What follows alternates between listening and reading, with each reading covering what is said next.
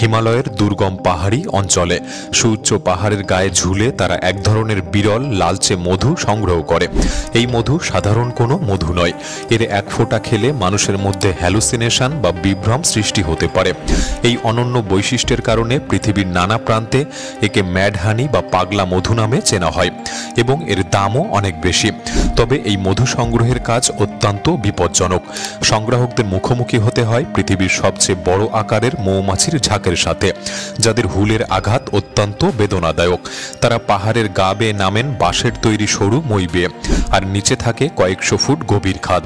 বছরে মাত্র দুবার এই মধু সংগ্রহের সুযোগ থাকে, তাই প্রতিটি মৌসুমই তাদের জীবনের জন্য অত্যন্ত গুরুত্বপূর্ণ। এই কঠিন ও ঝুঁকিপূর্ণ কাজের মাধ্যমেই তারা টিকিয়ে রেখেছে তাদের প্রজন্মের ঐতিহ্য এবং আয়ের মূল উৎস। তাই আজকের ভিডিওতে আমরা আপনাকে দেখাতে চলেছি কিভাবে হিমালয়ের এই মানুষগুলি তাদের জীবন বাজি রেখে সংগ্রহ করে এই রহস্যময় পাগলা মধু, যা একই সঙ্গে তাদের জন্য বিপজ্জনক এবং মূল্যবান। অনেক কিছু জানতে পারবেন, তাই ভিডিওটি সম্পূর্ণ দেখার অনুরোধ রইল। আর নতুন বন্ধুরা অবশ্যই পাশে থাকা সাবস্ক্রাইব লেখাটি প্রেস করে বেল আইকনের অল অপশন সিলেক্ট করুন। এটি হলো নেপাল। এটি সেই দেশ যেখানে জন্ম হয়েছে রহস্যময় ম্যাড হানি বা পাগলা মধুর। এই ধরনের বিরল ও দামি মধু যা সংগ্রহ করতে হয় প্রাণঘাতী পরিস্থিতিতে। কিন্তু প্রশ্ন হলো, কি এমন আছে এই মধুতে যার জন্য মানুষ জীবন বাজি রেখে পাহাড়ের খাড়া দেওয়ালে ঝুলে এগুলি সংগ্রহ করে? আসলে এই মধু শুধু খাদ্য নয়, এটি এক গভীর সাংস্কৃতিক ঐতিহ্যের প্রতীক। তবুও অর্থনৈতিক দিক থেকেও এর মূল্য অপরিসীম। আন্তর্জাতিক বাজারে 1 কিলোগ্রাম এই পাগলা মধুর দাম প্রায় $500 পর্যন্ত উঠতে পারে। এই মধুতে আছে গ্রেয়ানোটক্সিন নামে প্রাকৃতিক এক রাসায়নিক উপাদান, যা উচ্চ পর্বতের রডোডেনড্রন ফুলের মধুরস থেকে আসে। এই যৌগের কারণেই মধুটি খেলে মানুষের মধ্যে সৃষ্টি হয় বিভ্রম, আনন্দ, এমনকি উচ্ছ্বাসও। শুধু তাই নয়, প্রাচীন চিকিৎসা শাস্ত্রে একে ব্যবহার করা হতো গাঁটের ব্যথা উপশম, হৃদযন্ত্রের শক্তি বাড়ানো এবং যৌন ক্ষমতা বৃদ্ধির প্রাকৃতিক উপায় হিসাবে। এভাবেই বহু প্রজন্ম ধরে এই মধু সংগ্রহের কৌশল বাবা থেকে ছেলের কাছে হস্তান্তর হয়েছে। গ্রামের কেন্দ্রে প্রস্তুতি চলে সংগ্রহ অভিযানের জন্য। বাঁশ কেটে তৈরি করা হয় লম্বা মই, যেগুলি ঝুলে থাকতে পারে 100 ফুট উপরে পাহাড়ের দেওয়ালে। প্রতিটি মই তাদের জীবনের ভরসা, আর নিচে থাকে কয়েকশো ফুট গভীর খাদ। এই প্রস্তুতিতে অংশ নেয় গ্রামের প্রায় সবাই, কিন্তু মূল অভিযানে অংশ নেয় কেবল অভিজ্ঞ শিকারীরা, কারণ একটিমাত্র ভুল পদক্ষেপ মানে মৃত্যু। এই মধু তৈরি করে পৃথিবীর সবচেয়ে বড় মৌমাছি হিমালয়ান জায়েন্ট বি, যা অন্য কোনো প্রজাতির পক্ষে এমন অসম্ভব উচ্চতায় পৌঁছানো সম্ভব না। প্রতি বছর মাত্র 2 বার এই শিকার মৌসুম শুরু হয়, আর প্রত্যেকবার লক্ষ্য থাকে অন্তত 15 লিটার এই লালচে মধু সংগ্রহ করা। এই মধুই গ্রামের অর্থনৈতিক প্রধান ভরসা। তাই শিকার শুরুর আগে গ্রামের পুরোহিত দেবদেবীর কাছে প্রার্থনা করেন যেন শিকার সফল হয় এবং কেউ আহত না হয়। সবাই জানে এবার তারা ফিরে নাও আসতে পারে, কারণ তার নির্ভর সেই খাড়া পাহাড়ের দেওয়াল আর মৌমাছির ঝাঁকির উপর। একটি ভুল মানে ফাঁকা ঝুড়ি নিয়ে ফেরা, বা হয়তো আর ফিরে না আসা। অভিযানের আসল অংশ শুরু হয় পাহাড়ে ওঠার আগেই। প্রথম বাধা হলো পাহাড়ের নিচে থাকা এক পিচ্ছিল নদী, যার স্রোত এতটাই অনিশ্চিত যে এক পা ভুল হলেই সব শেষ। পিঠে বাঁশের মই, দড়ি, ঝুলি আর সব সরঞ্জাম নিয়েই শিকারীদের পার হতে হয় সেই নদী। তারা গাছ কেটে তৈরি করে অস্থায়ী সেতু, যাতে সবাই একে একে পার হতে পারে ওই নদী। এই পর্যায়ে সবাই একসঙ্গে কাজ না করলে অভিযান শুরু হওয়ার আগেই তা ভণ্ডুল হয়ে যেতে পারে। ঘন্টার পর ঘন্টা হেঁটে অবশেষে তারা পৌঁছায় সেই খাড়া পাহাড়ের চূড়ায়, যেখানে বিশাল মৌচাক ঝুলে থাকে। এখান থেকে শুরু হয় প্রকৃত শিকার প্রক্রিয়া, যা শতাব্দী ধরে একই রকমভাবে চলে আসছে। দলটি সাধারণত 3 ভাগে বিভক্ত হয়। উপরের দল দড়ি ও বাঁশের মই নিয়ন্ত্রণ করে, নিচের দল আগুন জ্বালিয়ে ধোঁয়া তৈরি করে, আর মাঝের দল সবচেয়ে বিপজ্জনক কাজটি করে, মই বেয়ে নেমে যায় মৌচাকের মুখে। ধোঁয়া এই শিকারীদের একমাত্র অস্ত্র। পাহাড়ের নিচে শুকনো পাতা জ্বালিয়ে ধোঁয়া পাঠানো হয় উপরে, যাতে মৌমাছিরা বিভ্রান্ত হয়ে যায়। ধোঁয়া মৌমাছির দিক নির্দেশনাকে নষ্ট করে দেয়, ফলে তারা আর দলবদ্ধভাবে আক্রমণ করতে পারে না। ধোঁয়া না থাকলে এই হাজার হাজার বিশাল মৌমাছির আক্রমণ থেকে বাঁচা প্রায় অসম্ভব ছিল। যখন মৌচাকের আশেপাশে মৌমাছিরা কিছুটা শান্ত হয় তখন শিকারীরা ধীরে ধীরে মই বেয়ে নিচে নামে।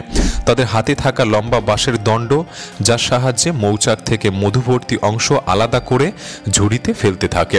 প্রতিটি পদক্ষেপ নিতে হয় নিখুঁতভাবে, কারণ সামান্য ভুলেই দড়ি ছিঁড়ে যেতে পারে আর শত শত ফুট নিচে পড়ে যেতে পারে মধুর ঝুড়ি কিংবা শিকারী নিজেই। সবকিছু নিয়ন্ত্রণ রেখে কাজ করলেও বিপদের আশঙ্কা থেকেই যায়।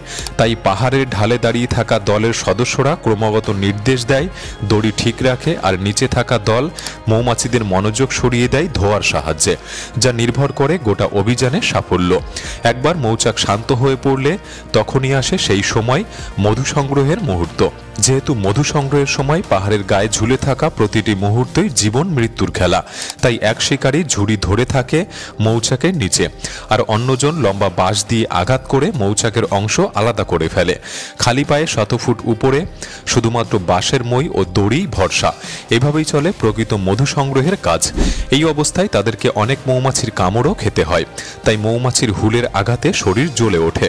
কিন্তু এই শিকারীরা বছরের পর বছর ধরে এমন কষ্ট সহ্য করতে শিখেছে। অভিজ্ঞরা খালি পায়ে থাকে, কারণ পায়ের সংবেদনশীলতা দিয়ে তারা ভারসাম্য রাখতে পারে বেশি নিখুঁতভাবে, যেখানে জুতোর তলা পিছলে যাওয়ার ভয় থাকে। তবে কাজটি এতটাও নিখুঁত নয়, কারণ প্রতিটি মৌচাকের টুকরো ঝুড়িতে পড়ে না, অনেক অংশ নিচে পড়ে যায় পাথরের গায়ে, আর প্রতিটি হারানো টুকরো মানে কম আয়, কম মধু। ঘন্টার পর ঘন্টা চলতে থাকে এই প্রক্রিয়া, আর ক্লান্তি ধীরে ধীরে শরীরকে গ্রাস করে নেয়। কিন্তু মনোযোগ হারালে এখানে মৃত্যু নিশ্চিত। পাহাড়ের উপরের দল ভারী ঝুড়ি টেনে তোলে, মধু নামিয়ে রাখে, তারপর খালি ঝুড়ি আবার নিচে পাঠিয়ে দেয়। তবে শিকারীরা জানে পুরো মৌচাক নষ্ট করা যাবে না, কিছু অংশ রেখে দিতে হয় যাতে মৌমাছিরা আবার বাসা বানাতে পারে। কারণ হিমালয়ের এই বিশাল মৌমাছির সংখ্যা ইতিমধ্যেই কমে আসছে জলবায়ু পরিবর্তন এবং বন ধ্বংসের কারণে। অল্প কিছু কাপড় ও মুখে পাতলা কাপড়ের আবরণ ছাড়া শিকারীদের তেমন কোনো সুরক্ষা থাকে না। এই মৌমাছির হুল সাধারণ মৌমাছির থেকে অনেক বেশি বিষাক্ত, তবুও তারা থেমে থাকে না। অবশেষে ঘন্টার পর ঘন্টা পরিশ্রমের পর মৌচাকগুলি থেকে যতটা সম্ভব মধু সংগ্রহ করা হয়। দড়ি টেনে সবাই ফিরে আসে পাহাড়ের উপরে, সাথে নিয়ে আসে সোনালী তরলের মতো সেই মূল্যবান মধু। তবে এই প্রক্রিয়া চলাকালীন অনেকেরই মৌমাছির কামড় খেতে হয়। চামড়ায় গেঁথে থাকে মৌমাছির হুলগুলি, যা একে একে তোলা হয়। অনেকের মুখেও হুলবিদ্ধ হয়ে যায়, তবুও সবার মুখে হাসি, কারণ তারা জানে মৃত্যুর মুখে দাঁড়িয়ে আজও তারা জিতে এসেছে। দীর্ঘ ও বিপদসংকুল সংগ্রামের শেষে তিনটি দল আবার এক জায়গায় মিলিত হয় এবং শুরু হয় শেষ ধাপ, মধু নিষ্কাশন। হাতে মৌচাকগুলিকে পেশাই করা হয়, আর সেখান থেকে ধীরে ধীরে ঝরে পড়ে সোনালী তরল মধু। স্থানীয় গাছের তৈরি ছাঁকনিতে আটকে যায় মোম আর মৃত মৌমাছি, রেখে যায় শুধু প্রকৃতির খাঁটি উপহার, পাগলা মধু। তবে বর্তমানে এই মধুর পরিমাণ ধীরে ধীরে কমে আসছে। আগে যেখানে এই মৌচাক থেকে প্রায় 10 থেকে 12 লিটার মধু পাওয়া যেত, এখন তা 5 লিটারের নিচে নেমে এসেছে, কারণ আগের মতো বড় মৌচাক এখন আর খুঁজে পাওয়া যায় না। প্রতি বছর বন উজাড় আর জলবায়ু পরিবর্তনের কারণে মৌচাকের সংখ্যা অর্ধেকে নেমে এসেছে। একদিকে যেমন প্রকৃতি রূঢ় হয়ে উঠেছে, অন্যদিকে নতুন প্রজন্ম গ্রাম ছেড়ে শহরে চলে যাচ্ছে এবং দূরে সরে যাচ্ছে পাহাড়ের এই প্রাচীন ঐতিহ্য। তবুও এই শেষ প্রজন্মের মৌমাছি শিকারীরা এখনও পাহাড়ের গায়ে ঝুলে নিজের জীবন বাজি রেখে এই মধু সংগ্রহ করে। তাদের কাছে এর মূল্য, কারণ প্রকৃতির প্রতি শ্রদ্ধা, পূর্বপুরুষের স্মৃতি আর বন্যতার সাথে এক অদ্ভুত বন্ধন। কিন্তু প্রশ্ন থেকে যায়, আর কতদিন টিকে থাকবে এই প্রাচীন প্রথা? আর কত প্রজন্ম দেখবে এই দুঃসাহসিক মধু সংগ্রহের দৃশ্য? আপনার কি মনে হয় বর্তমান সময়ে পৃথিবীর যেমন পরিবর্তন আর মানুষের যা কার্যকলাপ, তাতে টিকবে এই ঐতিহ্য? আপনার মতামত আমাদের কমেন্ট বক্সে লিখে জানাতে পারেন।